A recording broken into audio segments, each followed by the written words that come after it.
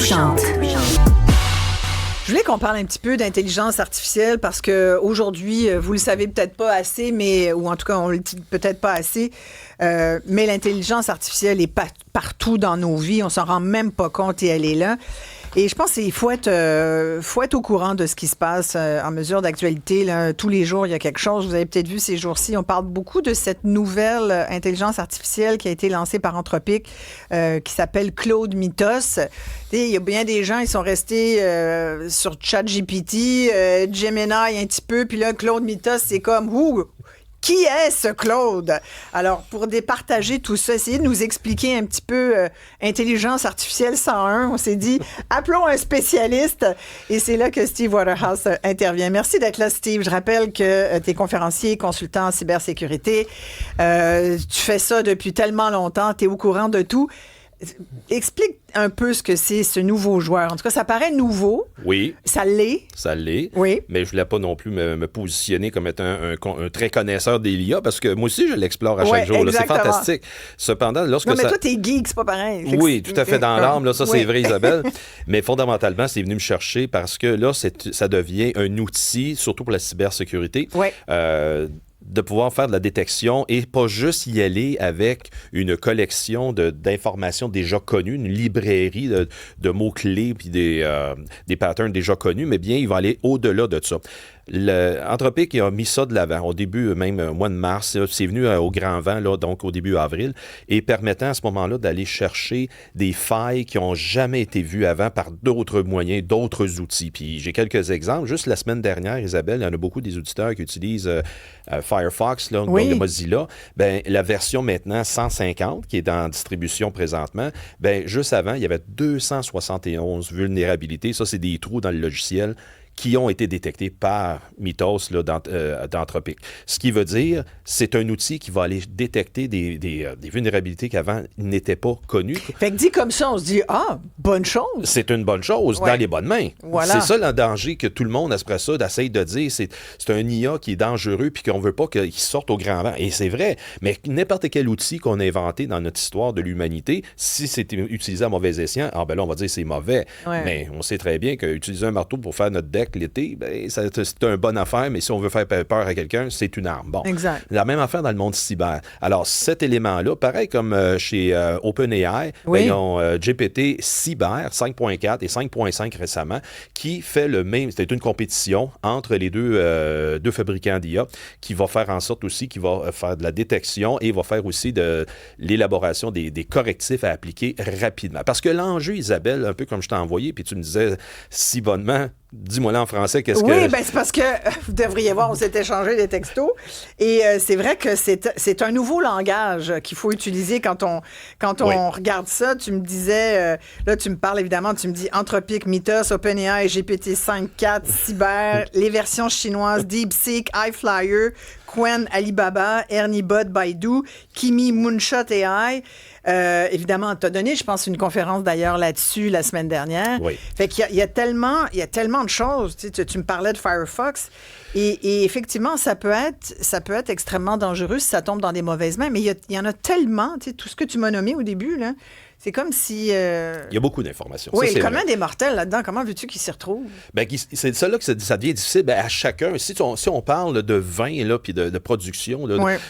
Jardinière, moi, je suis pas là partout. Là, à ton tour, tu vas pouvoir m'étourdir avec un paquet de mots et un paquet de façons de faire. Ça reste plus facile. Ben, c'est sûr, c'est atteignable puis c'est manipulable. Oui. Donc, dans le monde cyber, là, c'est très cérébral comme approche. C'est qu'il y a une marche tellement énorme. Je le concède. Hein? Mais dans le graphique que je t'ai fait suivre, oui. le danger que j'exposais la semaine dernière, c'est aujourd'hui, on n'aura pas le choix de faire appel à ces intelligences artificielles qui vont venir automatiser cette recherche parce qu'il y a 6 ans, 7 ans, il était dans l'ordre de plusieurs mois avant qu'une vulnérabilité, une faille, un trou dans un logiciel, au moment où il est découvert, il y a eu une attaque qui était menée dessus parce que ça prenait du temps avec le mot de passe, etc.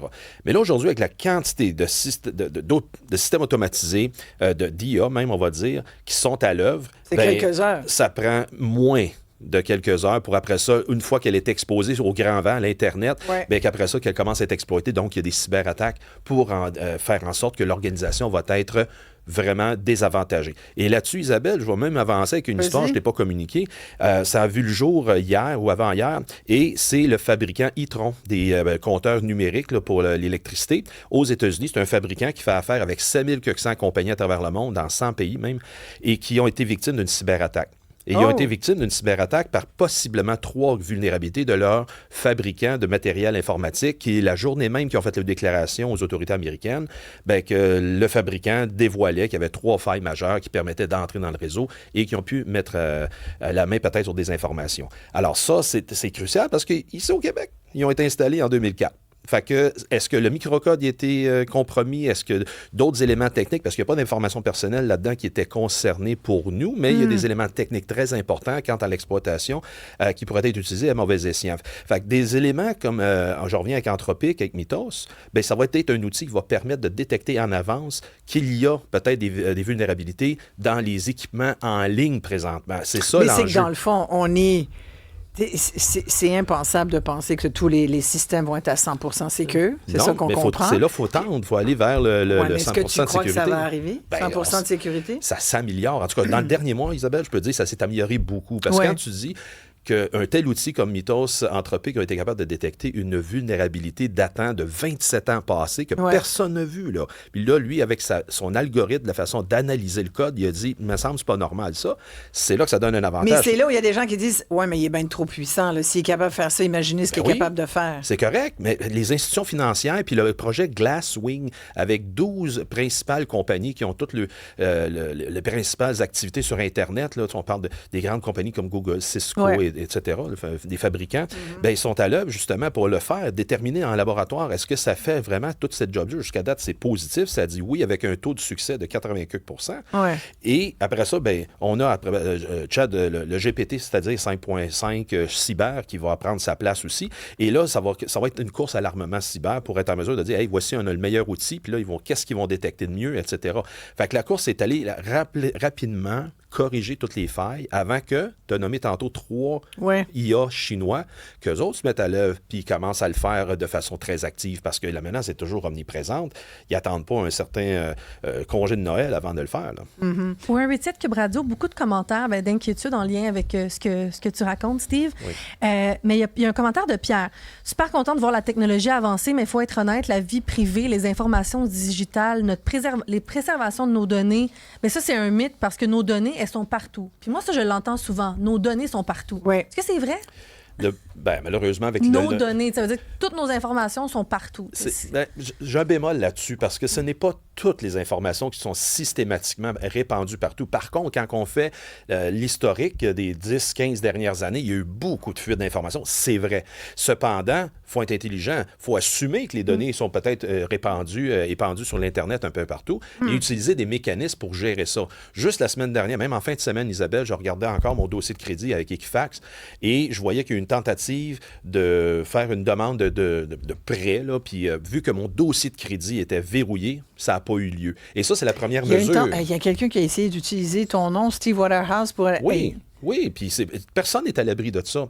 Fait que c'est là que la première étape, c'est de barrer. C'est gratuit en passant. Pour le Québec, c'est gratuit, verrouiller son dossier de crédit, parce que depuis l'incident de Desjardins, à partir de février 2021, ben, l'Equifax a reconnu que c'est parfait, on vous le permet au Québec de verrouiller votre dossier de crédit, et ce, sans frais, puis pas besoin de s'abonner à un programme de longue haleine. Fait que première étape. Puis deuxième, ben, verrouiller les comptes que vous utilisez actuellement pour ne pas tomber dans le piège et que ces comptes-là soient encore faisant l'objet d'être utilisés à outrance. Je lisais qu'Anthropic, donc qui a lancé Claude Mythos, essaye d'être le plus éthique possible. Et puis ils ont comme créé une constitution pour Claude. C'est ça. Et ils disent qu'en vertu de cette constitution-là, ils ont refusé que le Pentagone utilise cette technologie. Cette technologie-là pour surveiller puis pour concevoir des armes et tout ça. Fait que, en même temps, tu as envie de dire, OK, bon, il y a quand même... Est-ce qu'on peut y croire à l'éthique d'une intelligence artificielle ou d'une entreprise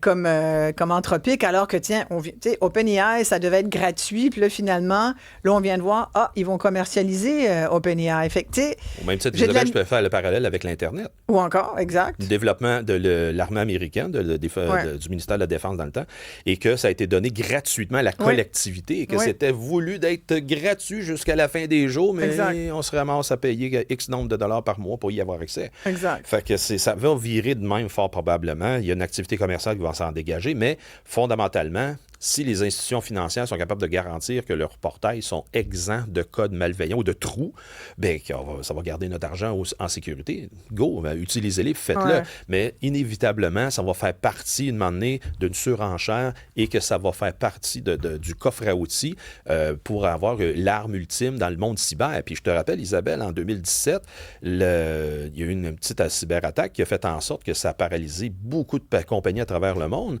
Et c'est NotPetya qui était le virus qui était voulu d'attaquer une compagnie financière en Ukraine, mais que ça s'est répandu dans 65 pays. Et ça, la vulnérabilité qui est exploitée à ce moment-là, le trou qui ont pu rentrer ça, bien, c'est une vulnérabilité que le NSA avait et que ça a sorti, ça a fui sur l'espace public parce que quelqu'un, il y avait une objection de conscience, puis il laissait ça aller pour qu'il y ait un correctif qui soit appliqué. Mais pendant que le correctif était développé, les bandits s'en sont servis puis ils ont fait des attaques de même.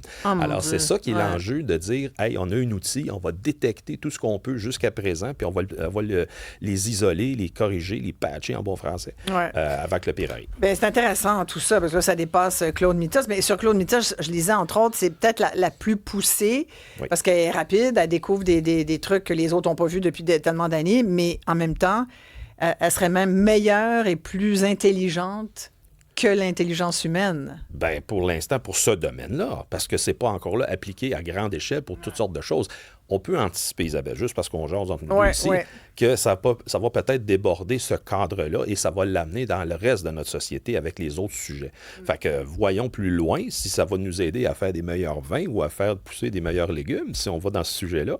Mais jusqu'à présent, ils vont le garder dans un environnement fermé pour justement que ça ne s'en aille pas dans toutes sortes de directions, parce qu'il y en a eu en laboratoire des essais où l'intelligence a débordé le cadre de l'étude en place parce que ça l'a appris trop vite, parce que ça va...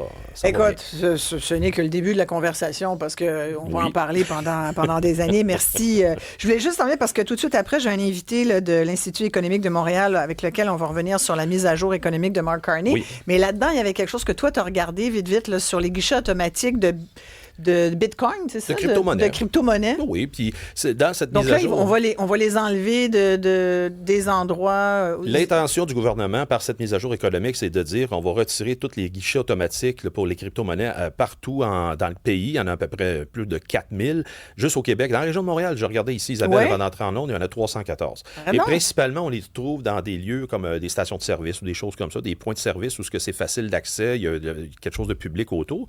Et ça veut pour justement faire des dépôts d'argent réel convertis en crypto-monnaie. Et l'inverse aussi, quand on a un gros portefeuille et on veut se retirer un petit 1000$, bien, on va aller là. L'enjeu, et les corps de police comme les services gouvernementaux comme le FINTRAC, ils ont beaucoup de documentation, des statistiques citant que c'est beaucoup du matériel donc criminel qui gravite autour et même des témoignages d'anciens employés qui ont travaillé dans ces échanges-là, des échanges de crypto-monnaies, qui ont avoué que c'était justement des fruits de la criminalité qui étaient souvent motivés d'avoir ces guichets-là. Du blanchiment d'argent, tu mets du cash dedans, puis... Voilà, ça va mener à ça. Ouais. Hey, merci beaucoup, Steve Waterhouse. À très bientôt. À bientôt. Tout de suite après, qu'est-ce que vous avez pensé, vous, de cette petite mise à jour économique de Mark Carney avec son ministre des Finances, François-Philippe Champagne? On va en jaser après la pause. Vous me direz, il y a un petit peu d'argent qui est allé pour réduire le déficit, mais on a aussi décidé d'aller jouer dans le champ de compétences du Québec, entre autres, en voulant encourager la formation. On veut mettre beaucoup plus d'argent pour former des travailleurs de la construction. On s'en parlait cette semaine, construction bien importante. On va avoir besoin de beaucoup de bras. Est-ce que vous dites, oh, c'est pas grave, là, la Constitution, puis le fait que c'est dans notre compétence, si Ottawa veut investir là-dedans, pourquoi pas? Quelle est votre opinion là-dessus? Puisque vous auriez aimé plus de choses plus concrètes pour vous. C'est vrai qu'on avait déjà quand même appris l'essentiel vous savez, la taxe sur l'essence, là, la taxe d'accise là, qui a été enlevée jusqu'en septembre. Ça, on l'avait appris. Fait que voilà, on va parler de tout ça avec vous et notre spécialiste tout de suite après.